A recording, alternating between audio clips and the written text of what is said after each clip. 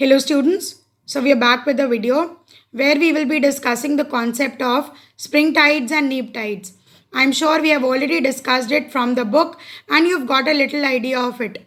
If you remember this diagram from class 6 book, it suggests the different phases of the moon we know on its journey from full moon to new moon and from new moon back to full moon.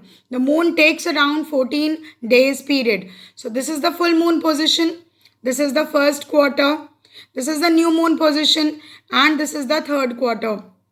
So during this process, the moon takes around the earth and it causes the concept of spring tides and neap tide. Let us find out how does the process of spring tides and neap tide takes place through the changing phases of moon.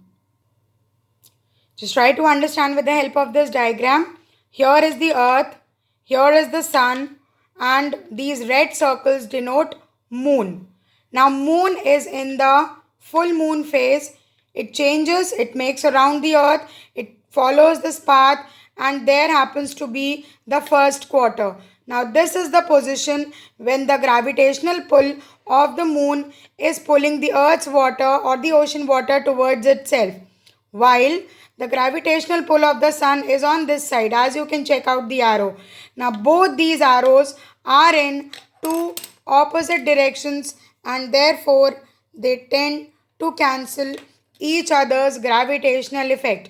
And this is why there is a very little rise and fall in the ocean water, that is at these two places, that is the first quarter and the third quarter. This will bring you the neap tide position of moon when the gravitational pull of the moon is on this side or either this side and the gravitational pull of the sun is towards this side. We know that the sun does not changes but earth takes around the sun. So the concept of neap tide suggests that the water level will rise and fall to a very less point. Now the moon will again continue to take a round around the earth and it will reach this position, which is the new moon position. This is again the situation of spring tide because the gravitational pull of moon and the gravitational pull of sun both are in the same direction. Therefore, water level will rise and it will rise to a greater extent during spring tide as compared to the neap tide. The moon will again continue to follow this path and this will be the position third quarter. This is again a neap tide position because the gravitational pull of moon is towards this side and the gravitational pull of the sun is towards this side. And both these directions are opposite to each other.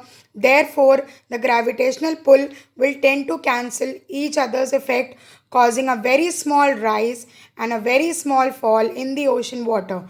The moon will continue to move towards its position of full moon, and now this is again the position when the sun, the moon and the earth, all three are in a straight line. Thereby, this is again the spring tide position of the moon. So this is how I've tried to explain how the new moon causes spring tide, new moon and full moon causes spring tide, and first quarter and third quarter of the moon causes the neap tide. Thank you so much.